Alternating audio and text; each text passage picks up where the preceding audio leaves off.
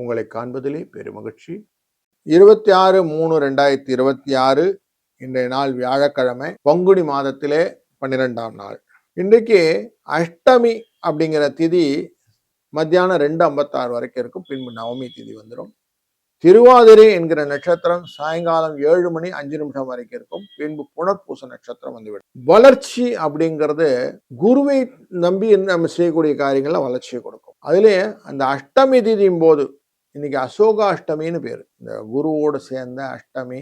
அதுவும் இன்னைக்கு புனர்பூசம் என்கிற நட்சத்திரத்தில் இருக்கக்கூடிய அஷ்டமி அப்படிங்கிறதுனால அசோக அஷ்டமின்னு பேரு. இதனால என்ன பண்ணணும் அப்படின்னாக்கா, பெண்கள்லாம் மருதாணி இட்டுக்கிறது நல்லது. சீத்தை ராமன் வழிபாடு செய்வது நல்லது.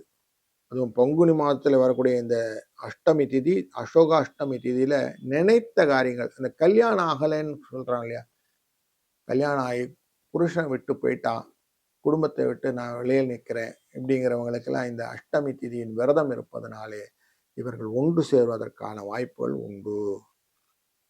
இன்னைக்கு தெற்கு பக்கம் சூலம் தைலம் பரிகாரமாகவும் உண்டு. 10:11 நல்ல நேரம், காலையிலே 6:30-7:30 சாயங்கால வேளையில் நல்ல நேரம். ராகு காலம் 1:30-3, யமகண்டம் 6:07, குளிகை நேரம் 9:10.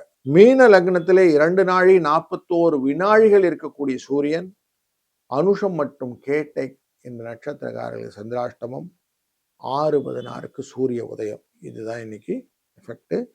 சோபனம் என்கிற நாமயோகம், பவம் என்கிற கரணம்.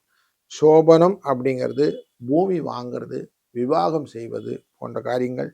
அதுபோல வாசனாதி திரவியங்கள்னு சொல்லக்கூடிய பர்ஃப்யூம்ஸ் வாங்கிறது எனக்கு ரொம்ப நல்லது. ஜூஸ் சாப்பிட்டு எக்ஸசைஸ்லாம் ஸ்டார்ட் பண்ணக்கூடியவங்களுக்கு நீங்க நல்லது. புனர்பூசம் என்கிற இந்த குருவுடைய நட்சத்திரமானது பல விதத்திலும் நல்லதை கொடுக்கும். முக்கியமா அந்த பதவி ஏற்றுக்கிறது. புதுசா போய் நான் வேலைக்கு ஜாயின் பண்ணணும் சார், சப்தமி நவமி எல்லாம் வந்துடும். அன்னைக்கு சாயங்காலத்துக்கு அப்புறம் நவமி இருக்கு, அதனால இன்னைக்கு அதுவும் நல்லதா இருக்கு. காது குத்துறது நல்லது. புதுசா படிக்கிறதுக்கு நல்லது. குருவாரம் படிக்க ஆரம்பிச்சா நல்லது. ஏர் உழறது நல்லது. இதெல்லாம் இன்னைக்கு சக்சஸ் கொடுக்கும். வணக்கம் மகர ராசி நண்பர்களே. 6ஆம் இடம் என்கிற சத்ருஸ்தானத்துக்குள்ளர சந்திர பகவானும் குரு பகவானும் அமர்ந்ததுனாலே மற்றவர்களிடம் எதிர்பார்க்கக்கூடிய காரியங்கள் உங்களுக்கு ஆதரவாக அமைவதற்கான வாய்ப்புகள் நிறைய இருக்கு. சக்சஸ் ஸ்டோரிக்கு நல்ல வாய்ப்பு இன்னைக்கு. 8, 7 என்ற அதிர்ஷ்ட எண்ணை பயன்படுத்திக் கொள்ளுங்கள். வாழ்க வளத்துடன்.